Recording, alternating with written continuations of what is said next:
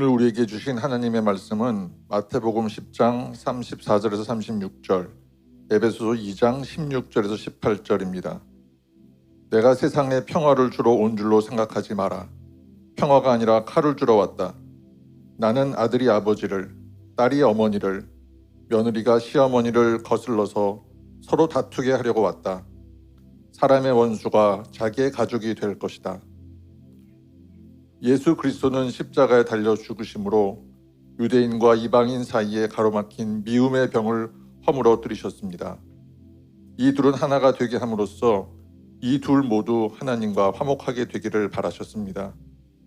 그리스도는 하나님을 모르는 이방인들에게 찾아오셨고 하나님을 믿는 유대인들에게도 찾아오셔서 평화에 대해 가르치셨습니다. 그러므로 우리 모두는 그리스도를 통해 한 성령 안에서 아버지께로 나아갈 수 있게 되었습니다. 오늘 나에게 주시는 은혜의 말씀을 듣겠습니다. 21주 동안에 목사님 통해서 사랑에 대해서 이야기를 들었습니다. 그런데 참 그 말씀을 들으면서 하나님은 사랑이시다, 사랑에 대한 이야기를 많이 들으면서 참 많이 도전이 되고 또 생각이 됐던 것 같아요. 늘 사랑에 대해서는 아무리 고민하고 아무리 생각해도 모자란 것 같습니다. 분명히 하나님은 사랑이시고 사랑을 가르쳐 주는데 그 사랑을 행한다는 것이, 그리고 그렇게 살아간다는 것이 어떻게 그렇게 어려울까, 참 도전을 받는 시간이었던 것 같습니다. 여러분은 어떠셨습니까?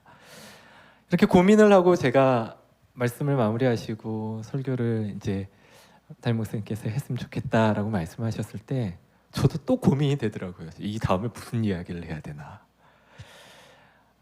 어제 영화를 보러 갔는데요. 그 아버지의 마음 영화를 보러 갔습니다. 영화를 보러 갔는데 거기에서 이제 사랑에 대한 주제를 가지고 계속적으로 이야기를 하더라고요. 사실 처음 갈 때는 아버지의 마음이라는 제목이 주는 것, 워낙 기독교 영화나 다큐멘터리를 제가 많이 보고 지내다 보니까 이걸 또 어떻게 담았을까? 라는 그냥 궁금함, 기대감보다는 궁금함으로 그냥 갔던 것 같습니다. 그런데 보면서 참 많이 도전을 받았던 것 같아요. 사랑이라는 것, 그리고 하나님 아버지의 마음이라는 것, 이런 것이겠구나. 그러면서 이렇게 도전을 계속 받았던 것 같은데 오늘 또 영화를 보러 가실 분들이 계실 것 같아서 제가 이렇게 길게 내용을 다 말씀드릴 수는 없지만 그 중에 짧게 제가 감명 깊게 받았던 내용을 짧게 말씀을 드리면, 에버레스트 스완슨이라는 목사님이 6.25 때에 어린 영혼들이 거리를 헤매는 것을 보고 미국으로 돌아가는 그 비행기 안에서 끊임없이 그 이미지가 남아있는 거죠. 그러면서 비행기 프로펠러 소리와 함께 더불어 하나님께서 너는 그래서 뭘 하겠느냐라고 그렇게 말씀하시는 성령의 음성을 이렇게 듣게 돼요. 계속해서. 그러면서 이분이 그 마음을 계속적으로 가지고 있다가 어느 순간 드디어 결심을 하게 되고, 그 결심 덕분에 그가 할 수 있는 한, 그 목사님이 할 수 있는 한 하나님께서 주신 그 달란트로 어린 아이들을 위해서 일을 하기 시작합니다. 그런데 그 사역이 한국을 구하고, 단순히 어린아이들만 구하는 것이 아니라 무너져 있는 한국이라는 나라를 구하고 또 전 세계의 어려운 어린아이들을 구하며 그 사회를, 그 나라를 구해가는 놀라운 생명을 살리는 일로 이렇게 퍼져나가는 내용을 보게 되었습니다. 참 놀라운 일이었습니다. 그 가운데 곳곳에 하나님의 아버지의 마음이 있었다라는 것. 그러면서 끊임없이 그 내용을 보면서 저도 질문하게 됐던 것 같아요. 너는 무엇을 하겠느냐? 너는 무엇을 하겠느냐? 아버지의 마음을 받은 너는 무엇을 하겠느냐? 영화에서 그렇게 질문을 하더라고요. 그래서 저는 제 내면에 복음을 먼저 받은 나는 무엇을 하겠는가? 그래서 오늘은 그 질문에 대해서 같이 복음의 내용을 생각하며 말씀의 은혜를 나누고자 합니다. 그래서 제가 특별히 두 본문을 좀 선정을 해보았습니다. 근데 이 두 본문이 약간 어떻게 보면 표면적으로 보면 좀 상반되는 그러한 느낌이 있습니다. 먼저 첫 번째 마태복음의 본문을 통해서 말씀을 나누고자 하는데요. 한마디로 이야기하자면 분리시키는 복음입니다. 분리시키는 복음. 복음이 분리를 시킨다. 마태복음 10장 34절로 36절의 말씀 저와 번갈아 가면서 한 절씩 교독해 보시겠습니까? 제가 먼저 34절 쉬운 성경으로 봉독합니다. 내가 세상에 평화를 주러 온 줄로 생각하지 마라. 평화가 아니라 칼을 주러 왔다. 아들이 아버지를, 딸이 어머니를, 며느리가 시어머니를 거슬러서 서로 다투게 하려 왔다. 함께 봉독합니다. 사람의 원수가 자기의 가족이 될 것이다. 아멘이 나오지 않는 본문입니다. 그렇죠? 되게 반전이 있는 본문입니다. 왜냐하면 평소 때 평화, 샬롬을 이야기하는 예수님이 갑자기 이런 말씀을 하신 겁니다. 가까운 가족이 서로 반목하게 될 것이다. 나뉘어지게 될 것이다. 서로 원수가 되는데 자기 집안 식구가 원수가 될 것이다. 평소 예수님의 말씀과는 좀 다릅니다. 반전이 있는 말씀입니다. 가끔 영화를 보면요, 극한 상황 가운데에서 자기와 친밀했던 친구 또 친척 관계, 자기가 살려고 그 상대편을 친밀한 사람을 희생시키는 그런 장면들 나오지 않습니까? 그렇죠. 이번에 아버지의 마음 그 내용에서도 보면 르완다 내전의 이야기가 나오는데 그 가운데 그곳에서 살아남은 그 분이 하시는 말씀이 어제까지 이웃이었는데 그 이웃이 오늘 나를 죽이려 했다라는 것이 너무나 무서웠고 너무나 당황스러운 일이었다. 마치 그런 느낌 아닙니까? 자기 가족이, 자기와 친밀했던 사람이 어느 순간 자기와 적대적인 관계가 된다라는 것이죠. 우리는 이 본문이 결코 유쾌한 본문으로 다가오지 않습니다. 좋은 본문으로 느껴지지 않습니다. 그럼에도 불구하고 예수님은 분명히 이 본문을 말씀하고 계십니다. 다른 본문에 보면요, 예수님이 내가 이 땅에 불을 던지러 왔다, 그렇게 말씀한 장면도 나옵니다. 예수님은 왜 이런 말씀을 하셨을까? 이 말씀은 사실 복음을 받는 사람들은 그 사람들 사이에 갈등이 생기고 분열이 생기게 된다, 나뉘어지게 된다라는 것을 예수님이 하신 말씀이거든요. 예수님의 복음 때문에 친밀한 관계가 나뉘어질 수 있다. 왜 무엇 때문에 그렇게 되는 걸까요? 분명히 복음은 평화의 복음 아닙니까? 요즘 큐티 본문이 사도행전입니다. 사도행전에 보면 요즘에 고넬료라는 사람이 등장을 했습니다. 고넬료는 로마인이고 이탈리아에 주둔하고 있는 로마 군대의 백부장입니다. 로마 군대를 이끌어가는 그런 군인이었던 거죠. 근데 이 사람이 재밌는 것이 로마 사람이면서 그리고 이방인이면서 군인이면서 이 사람이 하나님을 경외했다라는 거예요. 하나님을 경외하고 신앙을 가지고 나만 이렇게 하나님을 믿는다, 거기서 끝나는 것이 아니라 그 말씀대로 살아갑니다. 연약한 자들을 구제합니다. 하나님께서 그 사람을 보십니다. 고넬료를 보시고 그 사람에게 천사 사자를 보내서 너 가서 베드로를 만나라, 그렇게 말씀을 하십니다. 베드로. 그리고 예수님께서 베드로에게 나타나십니다. 그런 다음에 베드로한테는 너 이제 곧 어떠한 일이 일어날 건데 내가 환상을 하나 이렇게 보여주겠다, 그러시면서 율법에 거부되어 있는, 율법에 먹지 말라고 하는 여러 생물들을 보자기에 싸서 이렇게 하늘로부터 내려오는 그런 환상을 보여주십니다. 그런 다음에 하늘로부터 소리가 내려오기를 너 가서 이걸 잡아먹어, 이렇게 이야기를 합니다. 그러자 베드로가 뭐라고 대답하는 줄 아십니까? 성경의 말씀을 통해서 보겠습니다. 사도행전 10장 14절로 15절의 말씀인데요, 제가 한번 봉독해 보겠습니다. 이에 대해 베드로는 주님, 그렇게는 못하겠습니다. 저는 속되거나 부정한 것을 지금까지 먹은 적이 없습니다. 라고 대답했습니다. 그러자 두 번째로 음성이 들려왔습니다. 하나님께서 깨끗하게 하신 것을 속된 것이다 라고 하지 마라. 아멘. 여러분, 이 환상의 의미가 무엇일까요? 베드로가 속되다라고 이야기한 것, 그것은 무엇을 의미할까요? 상황상 볼 때에 이제 곧 벌어질 일을 가르쳐주고 계신 것입니다. 이방인 고넬료가 왔을 때 사실 베드로는 그를 받아들일 준비가 되어 있지 않다라는 것을 가르쳐주는 것이죠. 주님, 율법에서 금지되어 있는 이들입니다. 내가 받아들일 수 없습니다. 그 마음을 환상 가운데 보여주신 것입니다. 참 놀라운 일이죠.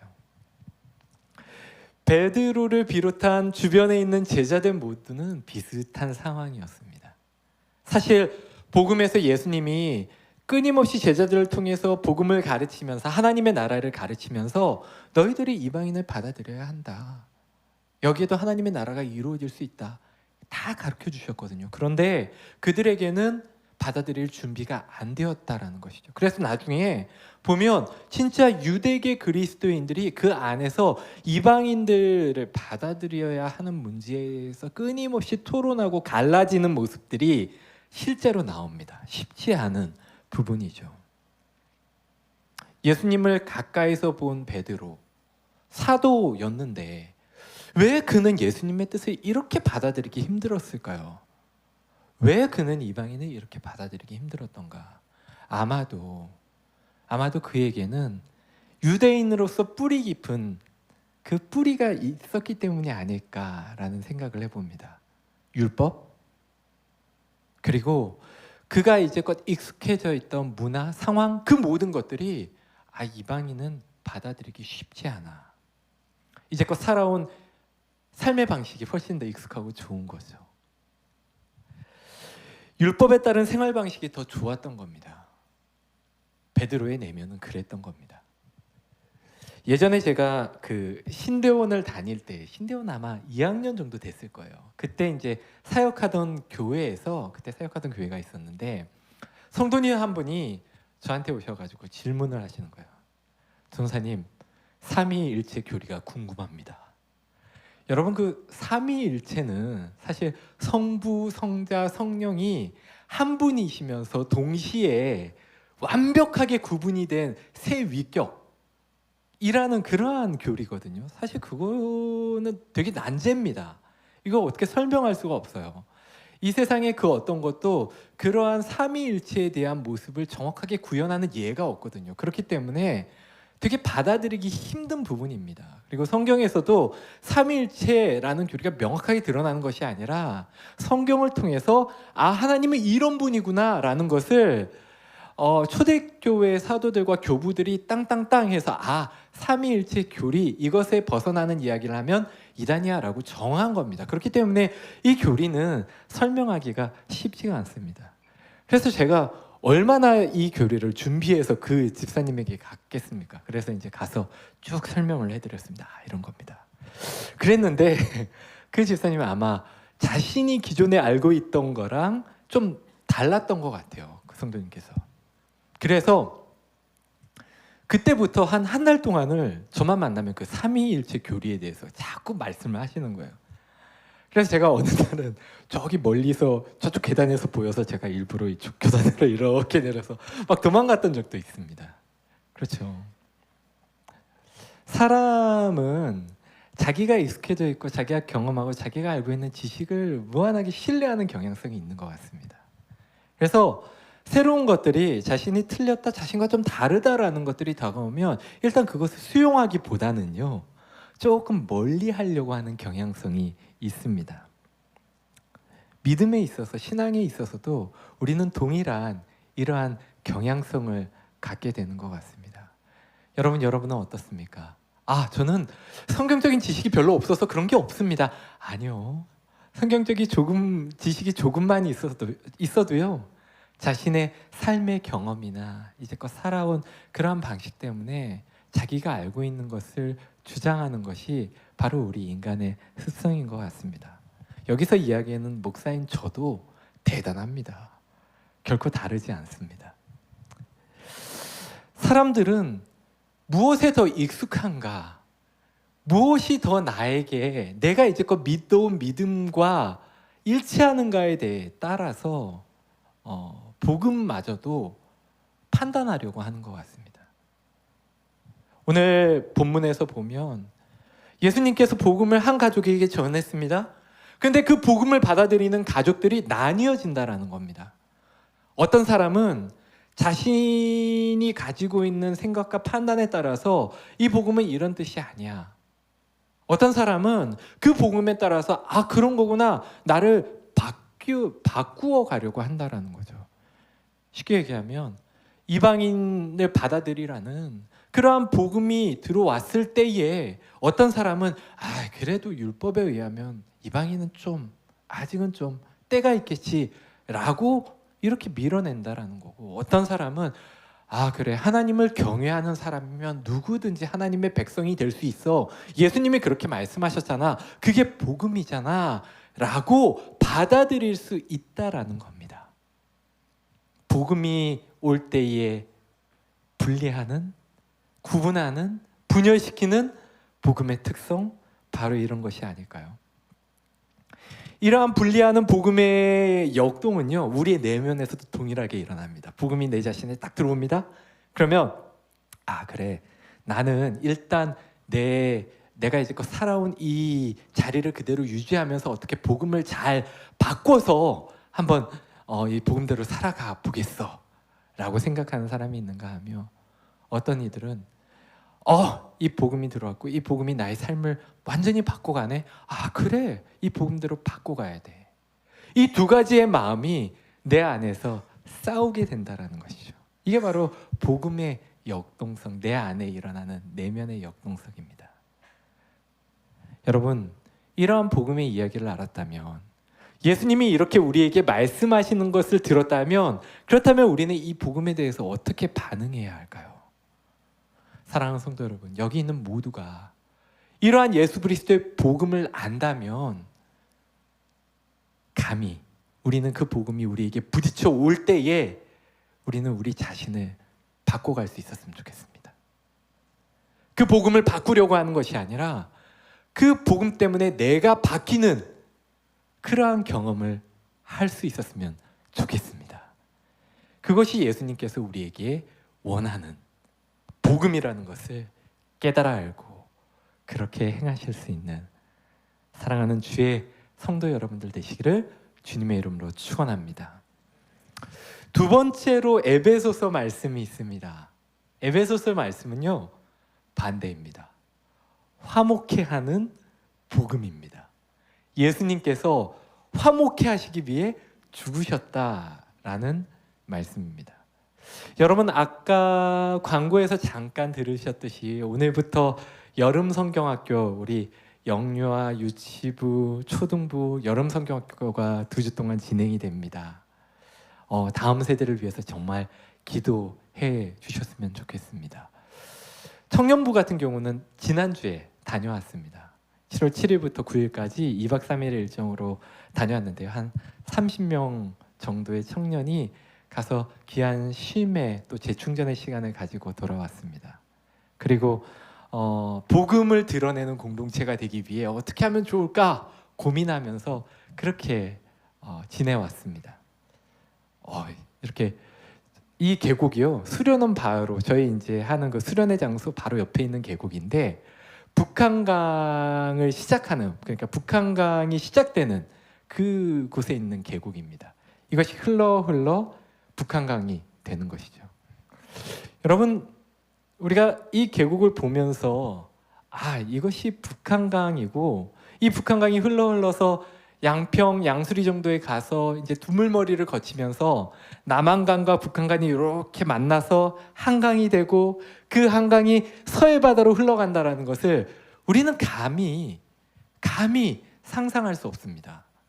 왜냐하면 우리는 눈에 보이는 것, 그 앞에 보이는 것만 주로 이렇게 집중하고 있거든요. 그런데 오늘 에베소서 본문은 사실 우리에게 이러한 그림을 그려줍니다.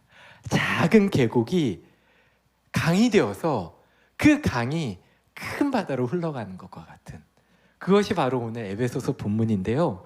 우리 에베소서 본문을 같이 한번 한 절씩 교독하시고 18절 같이 한번 봉독하겠습니다. 제가 먼저 16절 봉독합니다. 예수 그리스도는 십자가에 달려 죽으심으로 유대인과 이방인 사이에 가로막힌 미움의 벽을 허물어뜨리셨습니다. 이 둘을 하나가 되게 함으로써 이들 모두 하나님과 화목하게 되기를 바라셨습니다. 그리스도는 하나님을 모르는 이방인들에게 찾아오셨고 하나님을 믿는 유대인들에게도 찾아오셨고 평화에 대해 가르치셨습니다. 함께입니다. 그러므로 우리 모두는 그리스도를 통해 한 성령 안에서 아버지께로 나아갈 수 있게 되었습니다. 아멘. 하나님께서는요, 분명히 아브라함을 선택하셨고 그 아브라함을 통해 이스라엘 민족을 쭉 이어가셨습니다. 선택한 민족으로. 그러다가 예수님께서 오셔서 어떠한 일이 벌어졌습니까? 예수님은 모든 민족을 이제 한 민족으로, 한 백성으로, 하나님의 한 백성으로 품으시겠다라고 말씀하고 계신 것이죠. 그래서 본문에 보면은 함께 모두 하나라는 그러한 이미지들이 나옵니다. 계곡이 흘러서 그것이 강이 되고 또 다른 강과 합쳐져서 바다로, 큰 강이 되어서 바다로 흘러가는 그 이미지가 바로 오늘 에베소서를 통해서 보여주시는 예수 그리스도의 복음의 이야기와 맞아 들어간다라는 것이죠.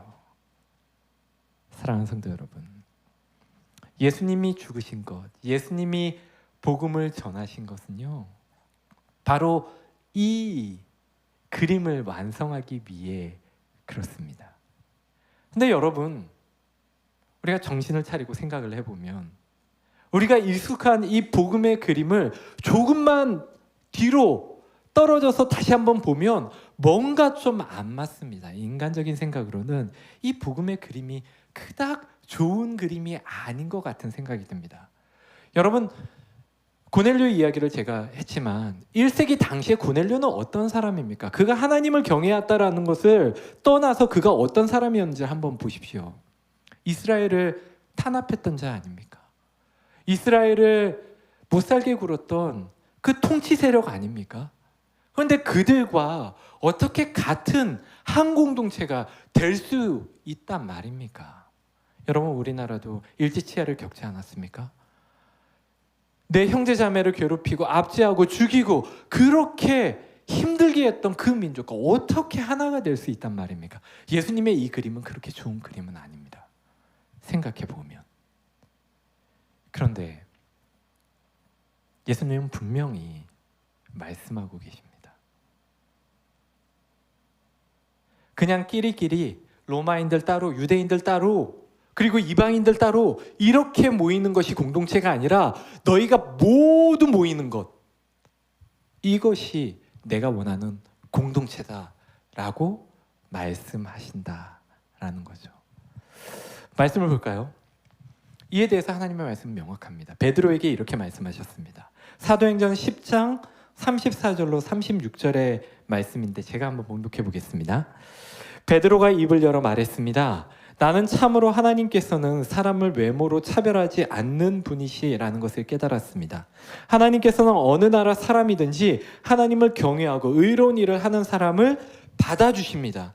하나님께서는 이스라엘 백성에게 말씀을 보내시고 예수 그리스도를 통해 평화의 복음을 선포하셨습니다. 예수님은 모든 백성의 주님이십니다. 아멘. 이것이 명확한 하나님의 뜻이었습니다. 모든 백성이 하나님의 백성이다.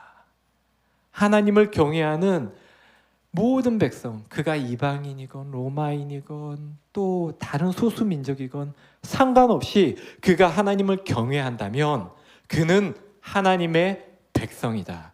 이것이 하나님의 뜻이었다는 거죠. 그리고 이 뜻은 두 가지로 명확히 드러납니다. 첫 번째는 하나님을 경외하고 그를 따르는 사람들은 하나님 백성으로 모두 받아주셔서 이방인들 뭐 할 거 없이 다 모여서 한 교회가 되었다라는 것이고요. 두 번째로는 그 교회가 진짜 주님의 말대로 아까 제가 말씀드린 그 그림처럼 계곡이 강이 되고 강이 큰 강이 되어서 바다로 흘러 들어가서 온 세상을 덮게 된 바로 예수님으로 말미암아 그 복음을 받아들인 사람이 모여서 이방인이고 소수민족이고 할 거 없이 모든 이들이 모여서 오늘날 우리까지 하나님의 나라로서 이 교회를 이루어 갔다라는 것, 이것이 바로 예수 그리스도의 복음의 그림, 실제 예수 그리스도의